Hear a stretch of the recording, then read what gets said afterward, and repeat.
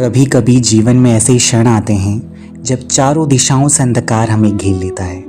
मन थक सा जाता है और विश्वास डगमगाने लगता है। ऐसे समय में यदि कोई शक्ति हमें थामती है तो वह है माँ की कृपा। आज मैं आपको उस एकमात्र मंत्र के विषय में बताने जा रहा हूँ जो माँ के सभी रूपों को एक साथ जागृत करता है। एक ऐसा मंत्र जो स्वयं में कवच है, संरक्षण है और सिद्धि का द्वार है।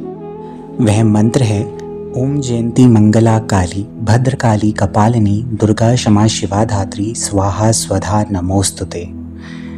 अर्गला स्तोत्र का यह मंत्र किसी साधारण साधना का भाग नहीं है, अपितु स्वयं देवी का स्वरूप है। इसमें माँ जयंती साधक को विजय प्राप्त कराती है। इसमें माँ मंगला की शुभता है। माँ काली का काल विनाशक तेज, माँ भद्रकाली का संरक्षण, माँ दुर्गा की संकट निवारण शक्ति, माँ कपालिनी का ज्ञान, माँ क्षमा का करुणा रूप और धात्री माँ की समृद्धि की वर्षा, सब कुछ इसमें समाहित है।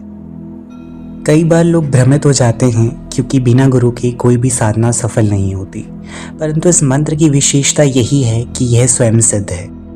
इसका जप कोई भी कर सकता है, चाहे वह एक साधक हो, गृहस्थ हो या विद्यार्थी हो। ब्रह्म मुहूर्त में, प्रातः काल में या फिर शाम के समय स्नान के पश्चात स्वच्छ वस्त्र धारण करके घी अथवा तिल का दीपक प्रज्वलित करें, शंख और घंट की पूजा करें, आचमन करें, माँ धरती को प्रणाम करें और संकल्प लेके आप इसका जाप कर सकते हैं। संकल्प के लिए आप अपने दाएं हाथ में थोड़ा सा जल लेंगे, गंगा जल लेंगे, थोड़ी सी रोली डालेंगे, अक्षत लेंगे, पुष्प लेंगे और आप संकल्प करेंगे कि हे माँ, आज से मैं आपके इस मंत्र का जप आरंभ करता हूँ और इसके फल स्वरूप आप हमेशा अपनी कृपा मुझ पर बनाए रखना। और यह संकल्प लेके आप जल नीचे ज़मीन में छोड़ देंगे। मंत्र जाप आप रुद्राक्ष की माला में, स्फटिक की माला में या लाल चंदन की माला से आप कर सकते हैं। और अगर आपके पास माला नहीं है तो आप मन में भी इसका जप कर सकते हैं। मंत्र आप यथाशक्ति करें, हो सके तो 108 बार करें। यदि संभव हो तो 108 गुलाब के फूल लेकर या फिर गुड़हल के फूल लेकर या फिर कोई भी पुष्प, चाहे गेंदे का, जो भी आपके पास उपलब्ध है, इस मंत्र को कहकर एक एक फूल आपको माँ को अर्पित करना है। और अगर आपके पास पुष्प उपलब्ध नहीं है तो आप थोड़े से चावल ले लीजिए और उसमें रोली रंग दीजिए और लाल चावल आपको पुष्प की तरह भाव करके माँ को अर्पित करना है, यह मंत्र 108 बार कह के।